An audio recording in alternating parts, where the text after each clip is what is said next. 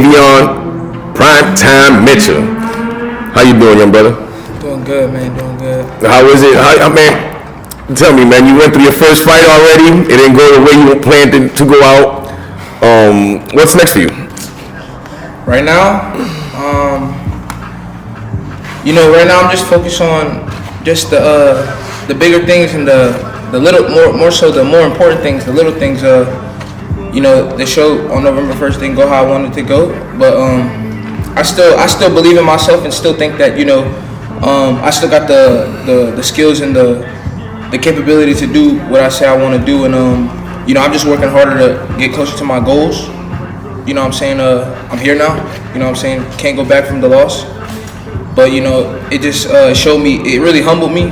It humbled me in my life, not just in the ring. You know what I'm saying? It humbled me in my life. It humbled me in a lot of areas in my life, and it's helping me. I'm glad that I'm blessed to be able to take, because I learned so much from it. You know what I'm saying? I learned so much from it. It wasn't just, oh, you lost, and a lot of people might just be like, well, he's done and all this. You know what I'm saying, man? I'm not done. I'm just grinding day in and day out, twice a day. So what are you doing different now that you was doing before? I got a real leader. You know what I'm saying? I got a real person who's actually guiding me and real leading me. You know what I'm saying? A couple differences from this gym and the other. There was a lot of kids in the gym. I'm really the only one that really. Me and Alex are the only ones that train over here. So what I'm saying, there's a lot of time, and I'm able to get a lot of one-on-one time. Get a lot of one-on-one. Get a lot of game planning. Get a lot of just really get my feet wet. You know what I'm saying? Getting the things I was supposed to get before the pro debut, and I'm not making no excuses, or I'm not throwing no man under the bus. You know what I'm saying? We take the L how it came, and I'm saying, I just took a lot of lessons that night. I learned a lot from that. What was the difference, if you've seen any, between the amateur and the pro?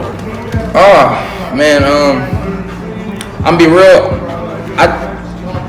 I've always performed in front of a lot of people. You know what I'm saying? I've always performed under the lights. You know what I'm saying? I've done a good job, throughout. And that night, and as I was walking down, I just didn't feel nothing, bro. I don't know. My nerves went, it just happened so quick. I was walking. I was already in the ring. They were saying my name. They were saying his name. The shit happened so fast. I didn't even get to soak in the moment of what had happened. You know what I'm saying? And that just kind of led me to believe that I wasn't really thinking about the important things. You know what I'm saying? And the things that had me more focused. You know what I'm saying? But I just know that my next time out. How's your mind state after the fight? I feel after the fight, man, I was kind of discouraged a little bit. You know what I'm saying? I feel like I let myself down. Most of all, I didn't let, I didn't really let my family or my friends down, because, you know what I'm saying, going out there to be a boxer, it's a hard thing. You know what I'm saying? Not everybody wants to go do that. You know what I'm saying? So, I don't really feel like I let my family down. I feel like I let myself down most of all, just because, I know that I got way more potential. You know what I'm saying? I know I can show way more. I know I can show that I'm the fighter I say I am. And, it just all comes back to my preparation, man. I don't think I prepared myself, or I can only do so much as a boxer, but I didn't have the tools around me to prepare me as I thought. You know what I'm saying? I don't think that I went in the fight thinking that it was gonna be easy. I just didn't go in the fight thinking it was gonna be that hard, and that's my fault. You know what I'm saying? I didn't, and I don't know if it was the emotions of the fight or how it all happened, or if it was just the night. I really don't know what happened. You know what I'm saying? I know that I take accountability for what happened in the ring. And I'm just gonna grow from it. I didn't expect it to happen like that. I know a lot of people didn't expect it to happen like that, but it did. And like I said, I'm thankful for it. You know what I'm saying? I lost, but I'm still here to tell it, so I'm still winning. You know what I'm saying? So what's next for primetime then? We looking to get back in the ring, man, about March. I just want to give myself some time to really figure things out. Really create that bond with my coach. Create that Chemistry. Joey, now you're training him full time now. This coach Joey Ramos, for those who don't know, you're training him full time now. Listen, when you ask me a question, I keep it 100. Fighters or not, the hardest part is, like I told him, accepting the defeat. It's hard to accept because nobody wants to do it. All fighters want to post when they win. They want to congratulate everybody when they win. But when they lose, you don't post, you don't see nothing. Being able to accept your wins, like you got to accept your losses like you accept your wins. You know what I'm saying? But for going back to your question, what do we got to fix is everything. It's everything from the basics, from the jab, your chin being tucked, your hands up. Everybody want to style fighting until they don't realize doing the basics. Look, we just watched film yesterday. What is Bud Crawford doing on the biggest fight of his career? Where's his hands at? Why is a world champion still put his hands right here, but all these that ain't done nothing are out here trying to style and forgetting that even these great fighters that have been fighting for 20 years are still doing the basic fundamentals to win a fight, bro. And that's what we have to go back to. It's getting him to understand how important the jab is. Getting him to understand that it's not about trying to look pretty, it's about being effective. So for me, it's breaking him back down completely, like going back to a show. Starting from the feet, seeing how his feet is, seeing where his chin's at, seeing where his hand's at, and it's creating a relationship. It's important. We got to create a relationship. He's got to be able to hear me when we're in the ring. Hey, do this. Hey, do that. He's got to be able to tell my voice apart from everybody. It's going to take more than a couple fights. It's going to take more than a couple camps. But if we're guaranteed and we're all 110% in, I can promise you he's going to be a different fighter. Zayveon, when you talk to other fighters, how do them conversations go about your fight that night?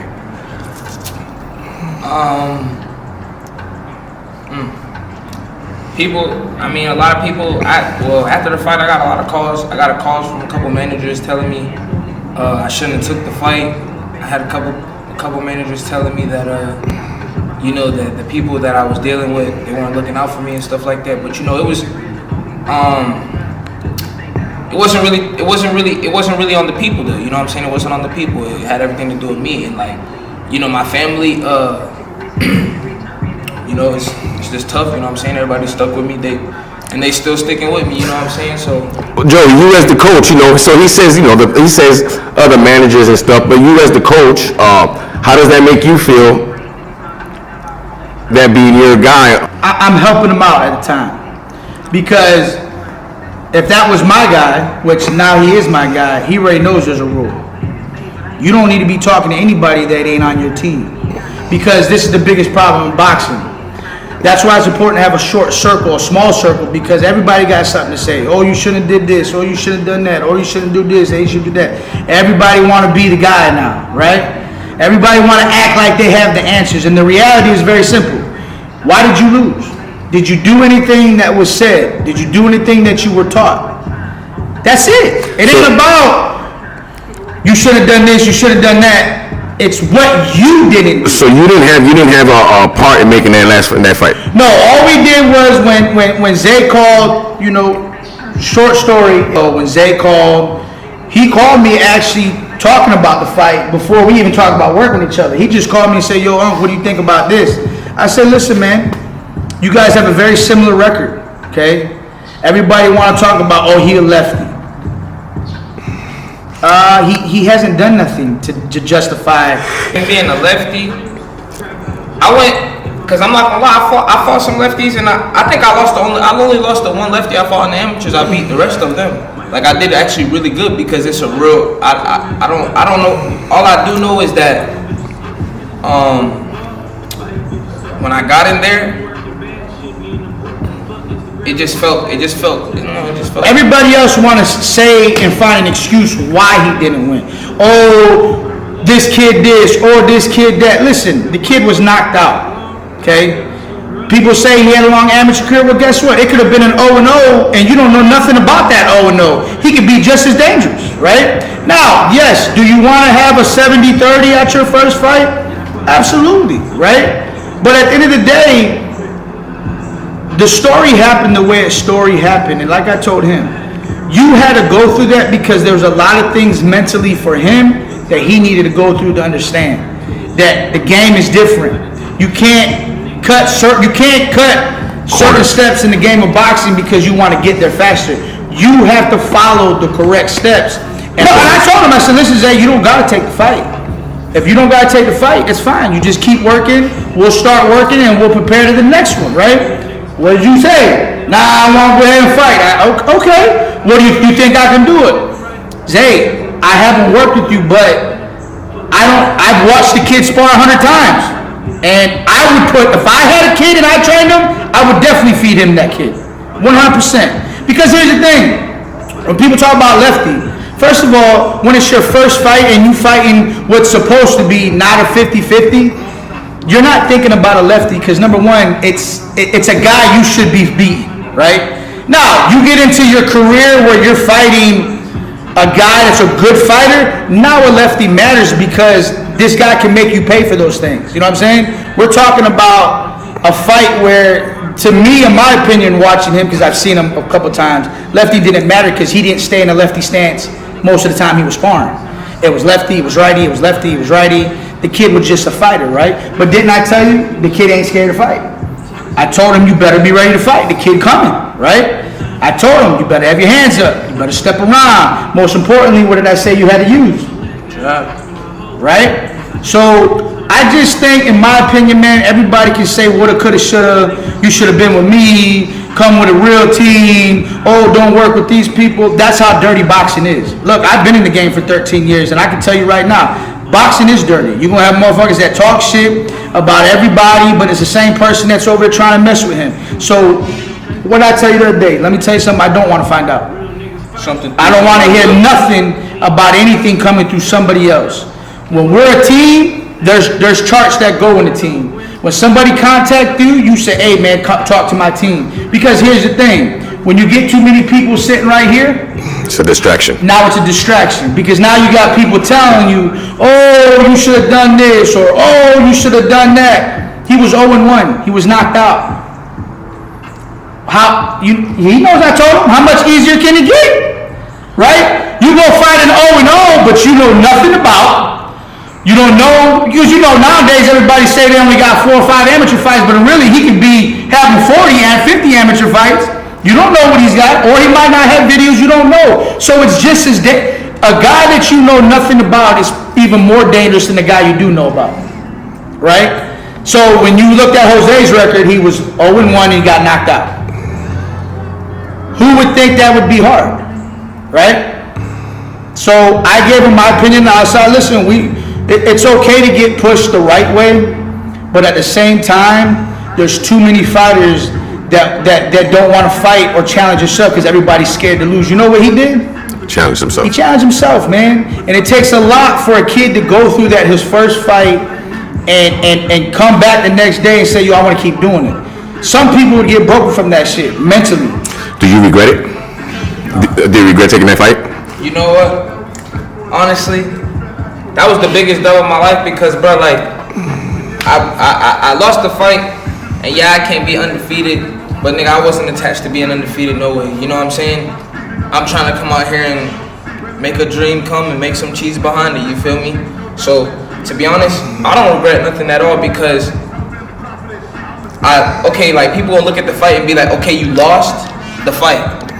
Nigga, I'm still breathing, I'm still living, and I gained so much from it. It helped me in my personal life, not even just boxing, you know what I'm saying? It humbled me in my personal life. It let me know that, nigga, I'm not the man like I think I am. and maybe I am, I can be the man, and maybe the people that just hold me high, that's just how they look at me because, nigga, I'm that much of an example to them, you know what I'm saying? And it just all goes back to, you know, just this being a humble experience for me because I didn't lose a lot in the amateurs. You know what I'm saying? I went on a little losing streak for a little bit, but besides that, like I had a lot of consecutive wins. I beat a lot of good people throughout a lot of. But that's what you want, though.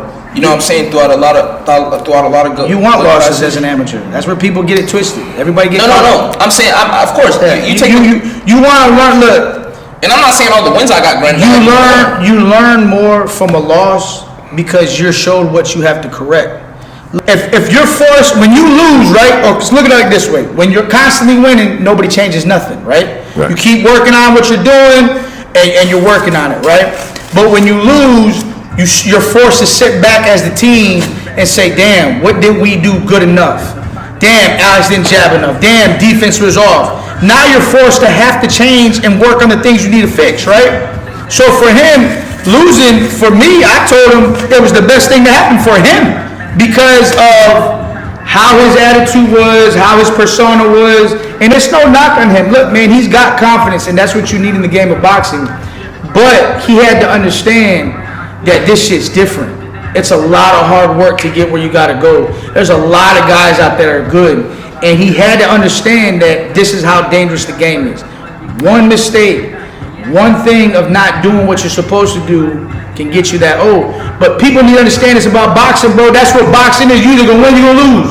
If you're in this game to think you're gonna be undefeated, the only reason you're gonna be undefeated is because you continue to fight nobody, and then you want to create that fake perception that you're the man until you get in there with somebody that teaches you that shit, right? Or you build fighters and realize that, okay, yeah, we all want to win, we all want to get to the bag, but at the same time, if you're fighting nobody, what are you really learning?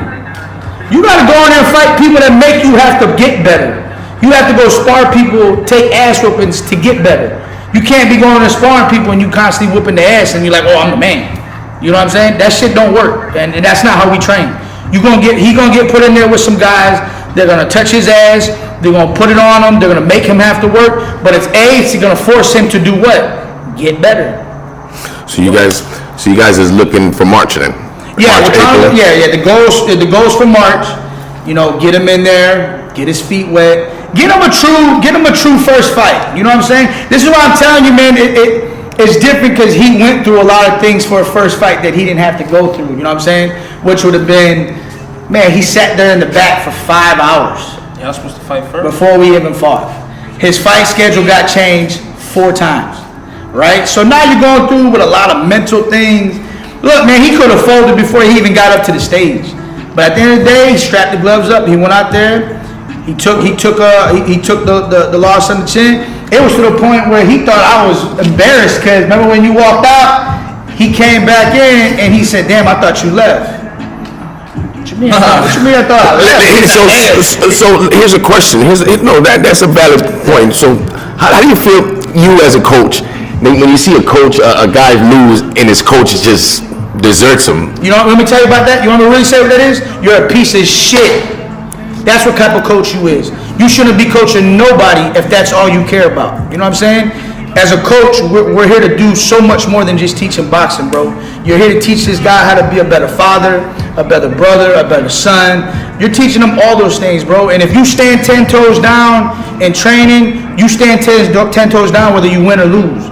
You never let your fighter walk out that fucking ring or walk out the building by himself and you know where to be found, because that just tells me what type of character you are as a coach. Why do I want to go to war with somebody like that? You know what I'm saying? I can't go to war with somebody like that when you're going to leave me high and dry when it's all bad. You know what I'm saying? And that's the difference, where creating a good team is not about the wins and losses. It's about the people that's in your corner when you didn't win.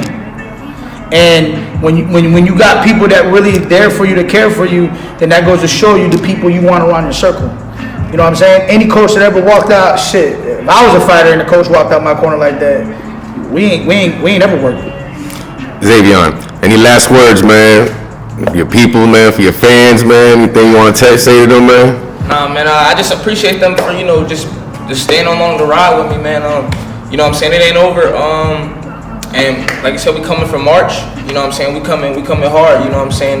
Last fight I wasn't as prepared, but you bet your ass I'll be over prepared next fight. So we putting in work. You feel me? We putting in the work now, and it's December. You know what I'm saying? We still got 4 months to go, and I don't plan on taking my foot off the gas. You feel me? I don't plan on taking my foot off the gas. He gonna keep giving me the work, and I'm gonna keep executing until I can't no more. You know what I'm saying? So just here to get better, and this is the place to be to get better. You know what I'm saying? I feel you, man.